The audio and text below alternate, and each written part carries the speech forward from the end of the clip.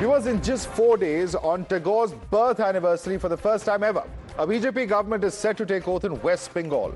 This after Bengal's voters placed their faith in a promise of fearless governance. A BJP chief minister will be sworn in, riding on the mandate of nearly 93% of the voters. But even as the verdict is clear, the politics is not.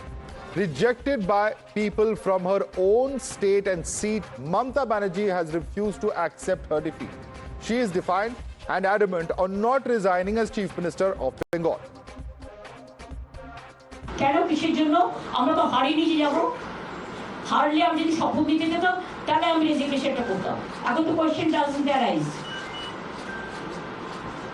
জোর করে দখল করে যদি কেউ মনে করে যে আমি কি রেজিগনেশন দিতে হবে no not that now also I want to say that we didn't lose the election. It is their forceful attempt to defeat us. But before we analyze whether Mamata Banerjee is constitutionally required to formally resign or whether her decision triggers a political rather than a constitutional disruption, we must first understand the 4 M's that shook her rule in West Bengal. The first, it's Mahila. While the BJP has pushed the issue of women's safety, the RG Kar case, Sandesh Khali, etc. appear to have shifted the mood. And despite the fact that there is a lot of dole that has been given to women by the Mamata Banerjee government, clearly this is something that has not worked enough for the women voters. There's also the question of the Muslim vote. There are 32 seats with 50% of Muslim population, and the outcome in 2021 is that TMC won all these 32 seats. TMC share has dropped to 23 seats in those particular constituencies as well. If you can quickly bring up that graphic as well in terms of what has happened as far as the Muslim vote is concerned. The first factor, Mahila, is what we were talking about. Well, BJP pushed women's safety. Let's bring up, of course, the RG Kar case that we mentioned. This is first factor. Let's go on to the second factor, which is the Muslim voters as well. Now, this is the statistic that we're talking about. 32 seats in 2021, 23 seats, I beg your pardon, in 2026. There's also migrants. Lakhs return to vote. And the votes of those migrants are also likely to have decided the margin. Is it the fact that they were coming back to the state to vote? Were they bringing in different experiences of development from other states? We don't know. But certainly migrants have played a major role. The fourth factor, the Matua community. 17% of West Bengal's population, and BJP sweeping the Matua seats where already it was expected to be strong. There was a lot of speculation about potential upsets due to SIR deletions, but that's not happened. The fifth is the machinery itself, where 2.4 lakh central forces deployed and the national leadership on ground. The fact that there was minimal violence during the polling has also been a very clearly important factor. Factor number 6, the Modi factor. Brand Modi used as a big driver, local connect, including the Jhalmuri stops, all of that appears to have helped the BJP.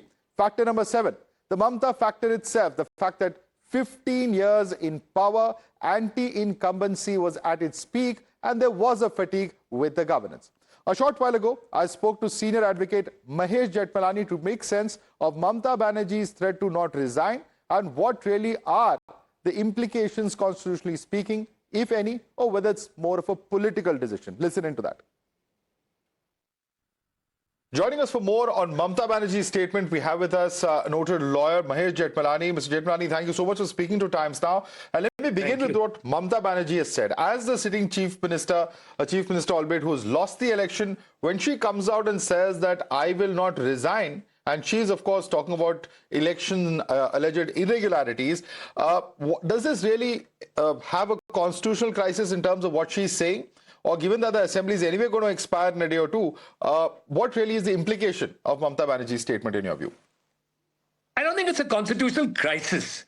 I think it's a abject and a doomed hope on the part of her that she can cling on to office, right? I mean, there's a short remedy in the Constitution of India. The chief minister of a state holds office at the pleasure of the governor of the state, right? Secondly, the Legislative Assembly has a fixed tenure of 5 years, and on the expiry of 5 years to the date, the Legislative Assembly ceases to exist, including the Chief Minister, who's just another MLA elected as Chief Minister by her party. So, on any view of the matter, her position as Chief Minister is over, right? If she has any grievance, she should take it to either the Calcutta High Court or to the Supreme Court.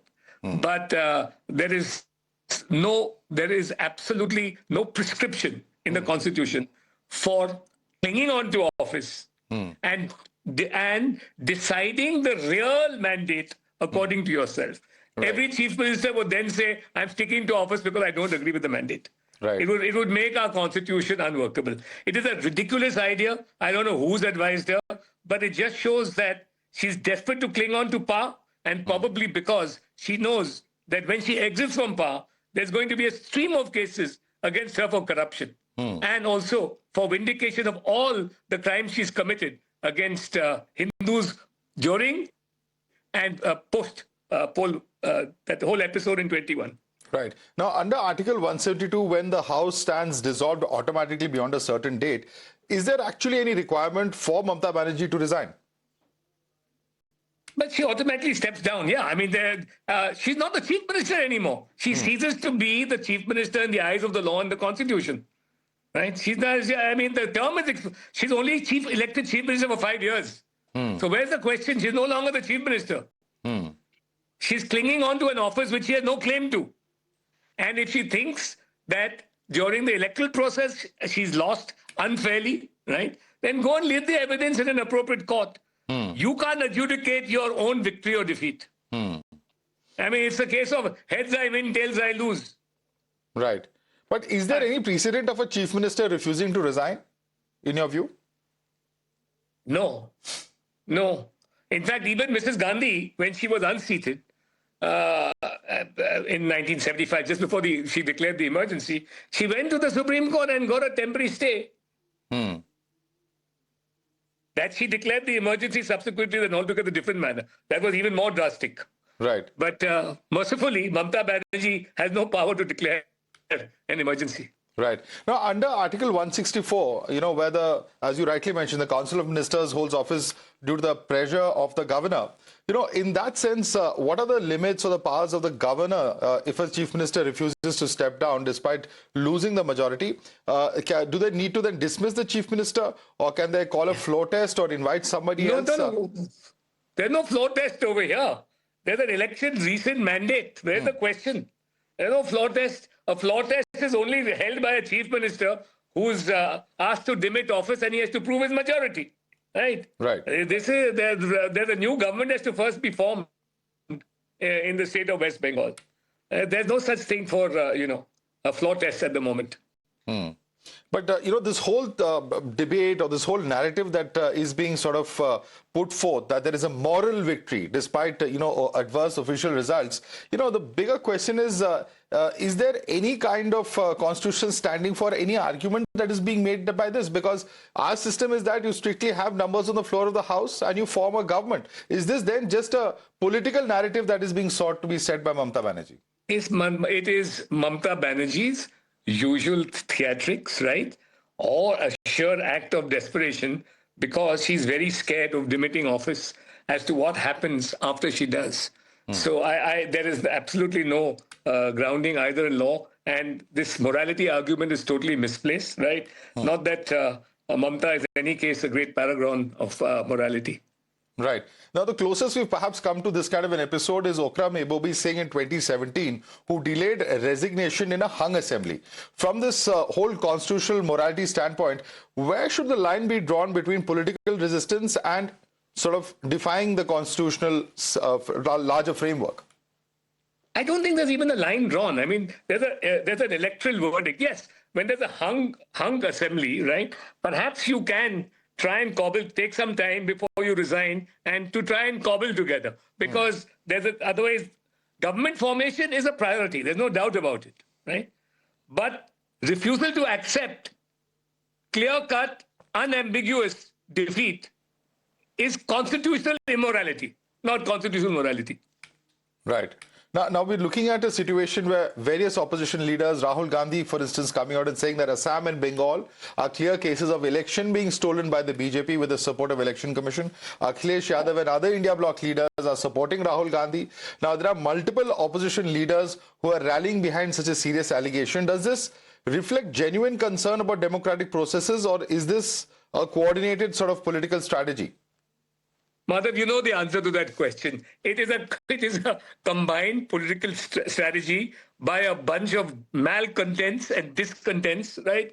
Who to get collectively are being individually routed in the states they seek election in, right? So they have only one refrain. When they win elections, right, they have no complaint, right? But when they lose elections, it's their usual. In fact, it's a very anti-national stand, and it's a very petty, narrow-minded. You are undermining our democratic processes in front of the whole world, right? We have institutions. According to them, every institution is under a cloud, and it is only our view. We are born winners. We are born winners. We are entitled winners. And anybody who says otherwise, is morally flawed. I want to but take you through one of the statements that has been made by Abhishek Banerjee of the TMC, and I'm quoting him. He says, EVMs may not be hacked, but they can be replaced. He says serial numbers didn't match the form 17C, and counting agents were removed after 2 p.m. There was a loot. From the legal or the evidentiary standpoint, how serious are these charges of EVM replacement as it's being alleged? Look, these people forget what they themselves do, right? Abhishek Banerjee put tapes on BJP buttons. He put black tape so that they couldn't be pressed. That was discovered, and there is a countermanding of a whole election in his in one Falta. assembly in Falta, right? So what is he talking about? All these people, let him who is without sin cast the first stone. This fellow is they are the biggest riggers. They have been the biggest intimidators of voters who are known to be against them, right? They indulge in post-poll violence and massacre people and rape women who have voted against them. Entire families have been displaced from homes, or their homes have been torched. We don't need to lecture on morality from these complete blackguards. Right. And I also want to, ask you a question in terms of the larger issue. Of course, what's the theatrics of, Mamata Banerjee apart, the larger issue that a lot of opposition leaders have raised during the course of this election is that, yes, Supreme Court has been seized of this issue, but it's also a fact that 27 lakh people have not been able to participate in this particular electoral process because their cases have not been adjudicated. About 700 odd judicial officers were employed by the Supreme Court to look into those cases, but there is an element of the fact that, and they're also referring to very close margins of victory in certain constituencies. Do you think that that is a fair point that is being made in the larger context of the SIR? Oh, there was an adjudication. Their cases were examined, right? And by the way, the voting is dependent on citizenship, right? If you can't prove your citizenship prima facie, I'm sure everybody's taken the right decision, and there's always a scope for an appeal. The Supreme Court said, they went to the Supreme Court when those people were prevented, when they were struck off the voting list. They went to the Supreme Court, Supreme Court said, we've given you an appellate tribunal to go into this, right? But we can't stop the elections. And if you have got that, if you do succeed now before the appellate authority, please come with his findings to the appropriate court, High Court or Supreme Court, and present it. And show also that if there are any such changes, because that's also an onus on somebody who wants to challenge a constituency defeat, right? That you show that the number of voters in that constituency who were wrongly struck off the rolls would have made a material difference to the outcome, because that's also the test of success in an election petition. Right. And with BJP, going ahead with the oath-taking ceremony on the 9th, do you think that there is anything that would need to course correct, or what would they do further after all these allegations of Mamata Banerjee? Does that change anything at all? I think these are bare allegations which do not merit any weight whatsoever by any authority whatsoever. I think this is an act of desperation, and we should not give it any credibility. All right. Mahesh Jethmalani, I'd like to thank you so much for joining us and explaining this from the legal and the constitutional standpoint. Thank you so much indeed. Thank you, Madhav, for having me. Thank you so much.